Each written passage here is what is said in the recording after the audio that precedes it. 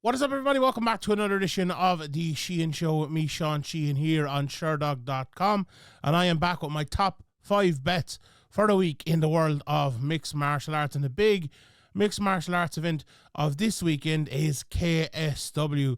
A very, very, very interesting event is going down over in Paris on December 28th with the legendary Saladin Paranas in the main event against Wilson Varela. I have a breakdown of the whole card out over on Sherdog 2. Please check that out. But today I'm here with my 5 bets for the card, and hopefully I have some interesting ones. I'm going to give you a quick warning here before we start. Ignore my flyer. I've given some bad flyer bets this year. I've given a lot of bad flyer bets this year. This might be the worst of all. So I think I have 4 good bets, but the flyer, not so much. But we'll get to that. And we will talk about KSW in a second, but before we do, let's have a quick recap of last week. And do you know what? Last week wasn't a banner week for the betting show either. I'll be honest. We've been on a pretty good run over the last couple of months, but this one not the best week. We only hit 1 of the 4, and our flyer didn't hit. On the flyer though, I went for Bellator Petrino round 2, and honestly, do you know what I thought watching back the fight? I woke up, I didn't stay up for it. I woke up the next morning, which I've been doing for like the last 2 events now, haven't done like 500 in a row or something. But anyway, I was like, oh, definitely, this is definitely going to happen. I put it on in round 2. I was like, he has it, and then he gets, not only doesn't get the knockout in round 2, gets knocked out himself in round 3.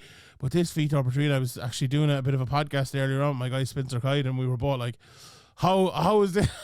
How is this guy? He looks so good. You know, he's a physical animal. Looks like he has all the tools, and then just doesn't deliver. You know, so it's a baffling one. But anyway, I felt relatively good about that flyer, but it didn't hit. The one bet that did hit was Yoel Alvarez. I had him to win in round 1 or round 2 at plus 102. So that's a pretty good bet. He won in round 1, didn't he? Yeah. So yeah, that was a pretty good bet. I'll take that all day. I got a good price out of a guy who was like a minus 300 favorite, if I'm not mistaken. But the other bets didn't hit. Then the one, Colby versus Buckley to go to decision at minus 135 didn't hit. If he didn't get the cut, would it have gone to a decision? I know he was taking a pretty bad beatdown, was Colby, but I think he probably would have taken a round and a half more of that beatdown, to be honest. So a little bit unlucky there. The Cub versus Billy Quarantillo, again, another fight that I thought, this one to go to decision minus 105. This is a great bet. They're going to decision.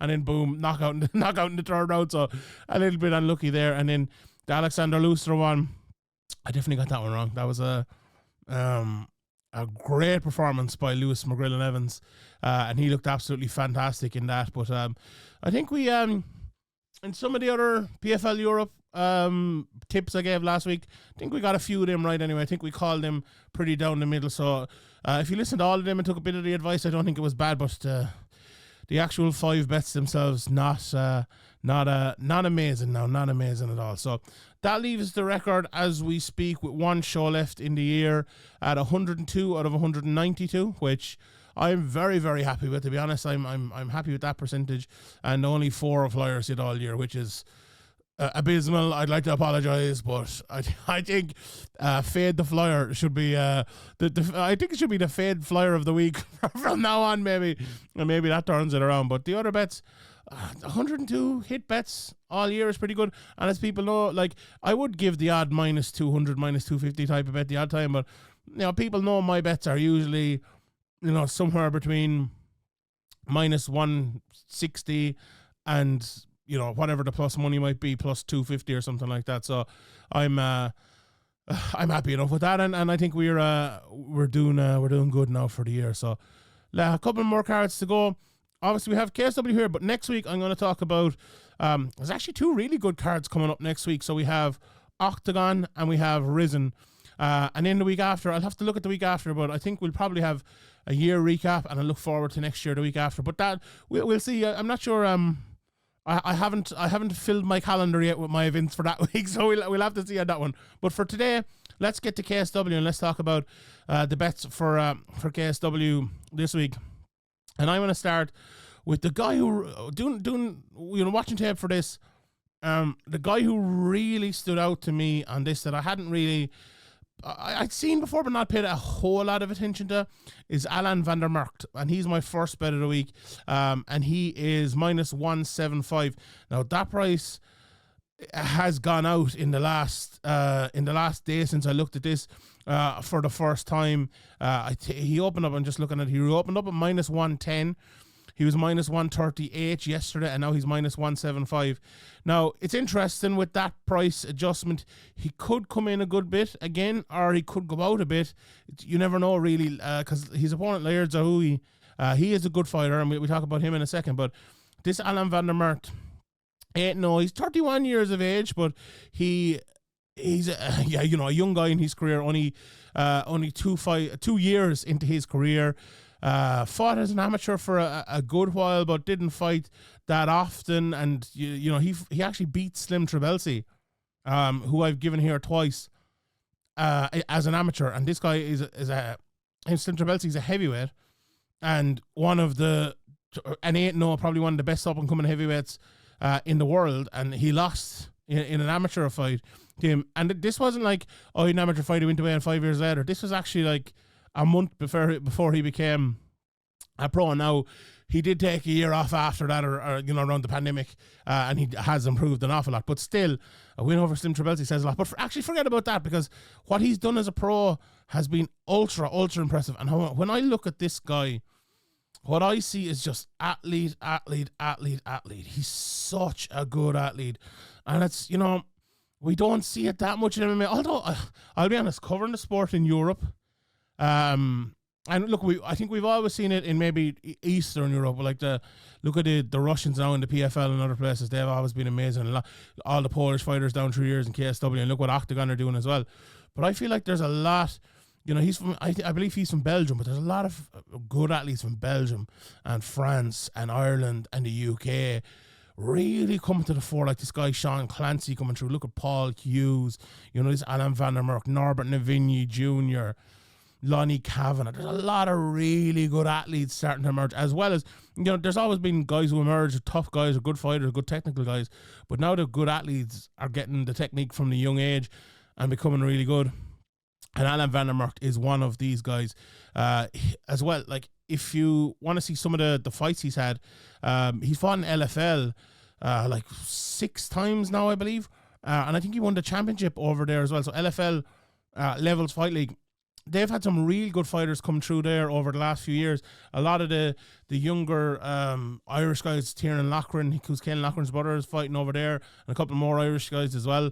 And, it's a really good place to fight and a really good betting for young fighters, and he's been fighting over there, and that says a lot. And watching some of those fights, he just looks so good. He's fast and strong, and he is. I was talking, and again, shout out to my guy Sean Dinny, the expert in all things KSW and Eastern European MMA. I was talking to him about him, and he was kind of saying to me, like, first half of his career, and you can see it by the Sherdog page even, all submissions, latter half of his career, all knockouts. And that's, that kind of says something as well, like a guy like that who can get it done in both ways and is not just happy to, I'll take you down and choke you out, take you down, choke you out. He wants to fight guys on the feet and beat them on the feet now, and he's doing that. And these are not bad guys either. Like, Marcus Silva de Nascimento, who he fought last time out, doesn't have the best record in the world, but, he's been in there with some good guys. And, like, he went on a 5 or 6 fight win streak at one stage of his career as well. So, by no means easy fights is he getting. And, some of the matchmaking you see around the places can be a bit iffy at times. But, for a guy that young in his career to be fighting guys with 10 or 11 fights and 8 or 9 wins is the way you need to do it. And he has done it. I think he has done it the right way. No, not all of his fights, but by any means. He didn't have the best in every single fight, but even in the second fight of his career, he's fighting a guy who is who's like 5-4, 9 fights into his career, and has fought on some of the bigger shows over in that part of the world. So, but him himself, I just really like him as a fighter. The way he moves, the way he can land shots at speed is really good, and he need that against Laird Zerhouni, who is 13-9. But again, that record, like at this stage in her career, for a guy who's 8-0, to be fighting a guy who's 13-9, that's a lot more of a differentiation in terms of levels. Now, when I say levels, the levels fight league, and that was the last place where Van der Merckt fought. This is his first fight in KSW. Whereas you look at Zerhouni, he has fought his last 3 fights in KSW. Before that, he fought in Brave, he fought in Hex MMA, he fought in UAE Warriors, he has a fight in Bellator. I just mentioned Norbert Navinny Jr., funnily enough. He actually fought Norbert Navinny Jr. So this guy has been in there.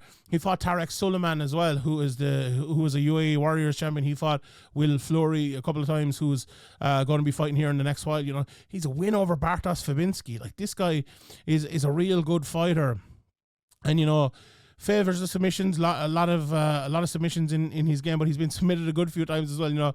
Out of those 23 fights, he's won no contest in there as well. 14 finished by submission, eight submissions, and been submitted 6 times himself. So I think it could go either way in terms of where Van der Merckt takes it. I think he's going to be faster on the feet, and it's funny because most of them, I'm kind of concentrating on him on the feet and how good he is there, because most of the recent ones and most of the ones that I watched have been that. But again, him on the ground is very good, and you would think, I'd be interested to see what he does in this fight, because will he test himself on the ground against a guy who is known for his submissions, but obviously can be submitted as well, or will he just try to kind of maybe take him out on the feet? But he, Zerhouni is a big puncher as well.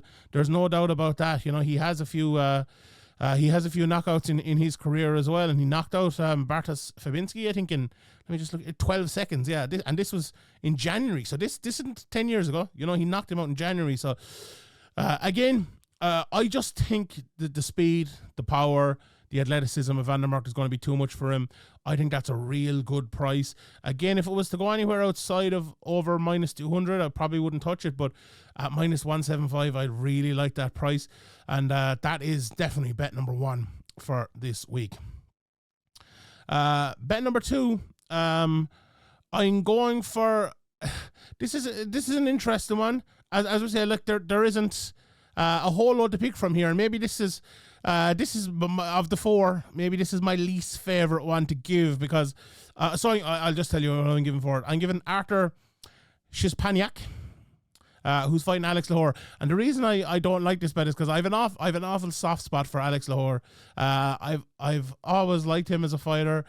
In kind of the early cards here in Ireland with Bama and Bellator and Bellator and all, he was on a lot of them, and he gave a great promo one time where he's from Côte d'Ivoire, the Ivory Coast, and he was talking about being the underdog in Ireland, and he said, well, Ireland have the flag which is green, white, and gold, and he says the Ivory Coast is just like Ireland backwards because we're gold, white, and green. And he got it way better than I did anyway. You can see the video out there, but I don't know. He always spoke well, and he was always like a fun guy to cover as well. So I've always had a soft spot for him. And I'll be honest, I wasn't expecting him to go on the run he has over the last few fights in his career. He's won 4 of his last 6, and I thought at a stage, he lost to Patrick Kinsell back in 2022 in Octagon. And, before that, he'd won a couple of fights, but there was a stage in his career where he kind of lost 5 out of 7. And, he was in Cage Warriors, and he lost a big fight to Nicholas Dalby, and he lost to Jonathan Leatherback, lost to Carlos Simon, lost to Leandro Silva, all in the space of, maybe 18 months or so. And I thought maybe that was going to be the end. But no, he's come back, and he's done well, His losses as well have all been the good guys. I mentioned Kinsell, but David Cosman, Ian Sardo had a big win recently, but 1-2 in a row now over in Brave, and he's coming over here against King Arthur, as his nickname is, 11-3. But I like Arthur an awful lot, and you look at the 3 fights he has lost. Again, we're talking about losses. He lost to Benoit Anthony, who we know from the UFC. He lost to Adrian Bartosinski, who's, again, one of the top guys in KSW and has been for a while. And then he lost to Matters Firminas. And if anyone knows who Matters Firminas is, he beat Oban Elliott and others as well. This guy is a real prospect killer. So absolutely no issues at all with any of those losses. But I just think it might be King Arthur's time now over Alex Lahore, and the reason for it is I think he's always been a guy who with big power and happy to stand up. But in recent fights, he's been taking the fights to the ground more. His last fight against Kazabowski, he won it by submission in the first round. That fight against Henry Felipe, my countryman here, he looked really, really good in that as well. And I just have a feeling that might be where he gets Alex Lahore here. As I said, I think he'll be a threat on the feet as well. He's big, kicks and knees and everything like that, very, very aggressive. And I think Lahore is a guy who likes to be aggressive himself. So I think King Arthur will push him back. I think he'll make it tough on the feet. And I think when he needs a takedown, I think he might be able to get it. Like, Lahore has always been a guy to me who, he's never been an easy out by any means, but I think he's always kind of had issues in that. And when I say an easy out, he's only been submitted. Is it once or let me just look here. He's actually never been submitted in his career. Now, he has been.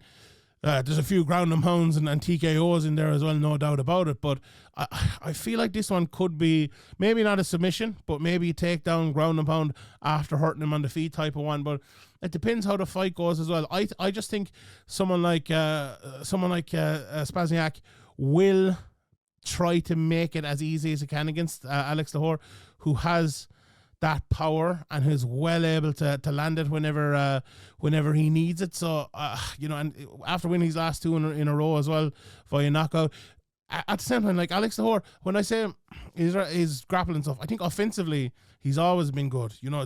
Always been good, kind of pushing guys against the cage, taking them down there. But I think defensively against a guy like Artur, who is going in that direction as a fighter, I think it might be issues. But I haven't said that. I might have overplayed that a little bit. I think Artur will probably have the better of it on the feet as well, and I think he'll win it there. So I really like the price at minus 150. So that is bet number 2 of the week. Bet number 3 of the week, I'm going for Mickael Lebout against Roman Dabien here in the third fight from the top, and he's minus 150 to win this fight. Again, this is a bit, and it doesn't always work out this way, but this is a bit of a grappler versus a striker type of a fight. Lebout is a very good grappler, 37 years of age now at this stage, has fought everywhere, cage warriors, octagon, Aries, he's from Paris as well, so the crowd will be behind him. Well, they're both from Paris, let me stress that, but I think the crowd will probably be behind him. Dabien, and the other side of it, he's a lot of early madness in his career where he's, very good stand-up, real good kickboxing, but does get caught the odd time as well. Now, he can, again, it's a little bit like the other fight. I think he can offensively take the fight to the ground if he wants to as well, but I don't know if defensively he will be able to stand up to what Lebout is bringing. If you look at his career as well, 35 fights into it, there are a lot of decisions there, and there's how many decisions does he have? He's 2 draws, 13 wins by decision, and 9 losses by decision. So what's that? 24 fights by decision. There's a whole lot in there, and he's going in against a guy like Roman Dabien, who has 4 decision fights. And what I mean by that is I think the biggest part of my pick here, because I kind of went back and forth in this one, I think it's experience.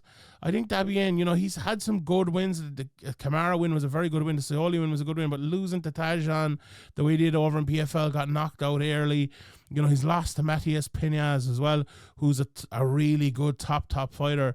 I would just wonder if the kind of the moxie and the smarts of Lebout might get him through. Again, he lost last time out to Sarapoli, but look how good Sarapoli was last week in PFL Europe. So that doesn't really take much away from him. Before that, he was winning a lot of decisions, dragging lads into deep waters and kind of beating them there. And watching some of those fights, at 37 years of age, I don't think he has, I don't think he's lost much of a step either.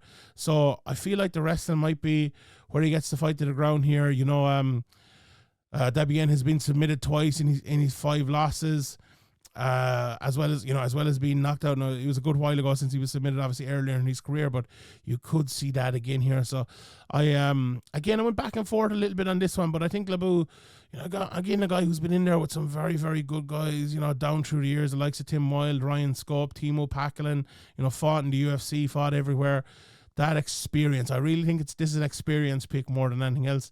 And that's bet number 3 of the week, Mickael Lebout at -150. Right, bet number 4 and bet number 5. These are kind of bits of outsiders here. The first one, I'm going for Davy Gallon to win at +225. When I saw this price, I was a little bit shocked by it. I thought Held would be the favorite, but not by this much. And again, this is a price pick. I think if this was, even, or Held was maybe, -120 or something like that, I might go for Marcin Held, but I can't. He's -333. 333. And Davy Gallon is, as I said, +225. I have to go for him at that price. Now, the big issue with Davy Gallon is the last few fights.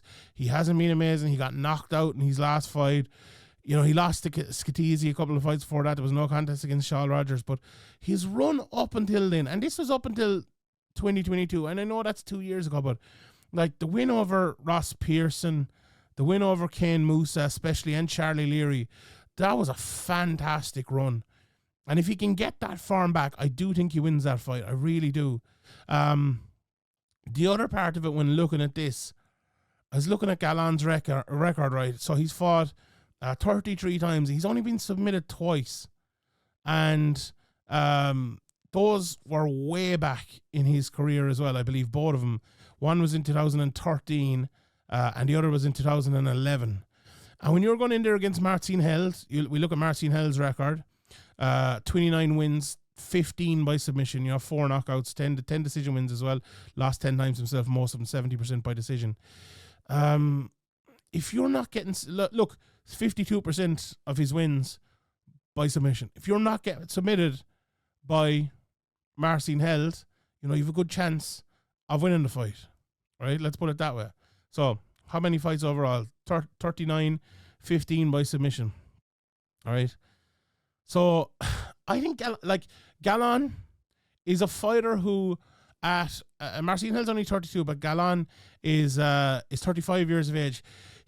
I would say he's an older 35, to be honest. Now, I'm going against my own pick here maybe a little bit. And I do think he looked a little bit slower in those losses recently, and that's why he lost.